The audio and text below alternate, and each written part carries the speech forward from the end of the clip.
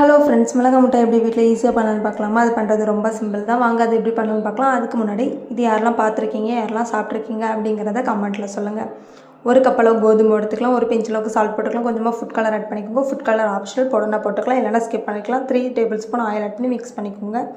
கொஞ்சமாக water add பண்ணி சப்பாத்தி மாவு பிசைஞ்சு எடுத்துக்கோங்க. பிசைஞ்சதுக்கப்புறம் இந்த மாதிரி ரோல் பண்ணதுக்கப்புறம் சூடான ஆயிலில் போட்டு லோ ஃப்ளேமில் ஃப்ரை பண்ணி தண்ணி எடுத்து வச்சுக்கோங்க. இன்னொரு பாத்திரத்தில் 3/4 கப் அளவுக்கு சர்க்கரை ஆட் பண்ணிக்கோங்க. 1/4 கப் அளவுக்கு வாட்டர் ஆட் பண்ணி நல்லா கொதிக்க வச்சுக்கோங்க. நல்லா கொதிச்சதுக்கப்புறம் ஒரு பிஞ்ச் அளவுக்கு ஃபுட் கலரை தண்ணியில் கரைச்சி அதையும் அது கூட ஆட் பண்ணி நல்லா கொதிக்க வச்சுக்கோங்க.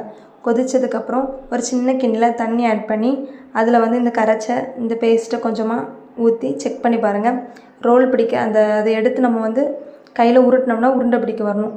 அந்த ஸ்டேஜில் நம்ம பொரிச்சு வச்சுருக்க இந்த மிளகா மிட்டாயையும் அது கூட ஆட் பண்ணி மிக்ஸ் பண்ணிக்கோங்க. மிளகா மிட்டாய் ரெடி. So to enjoy.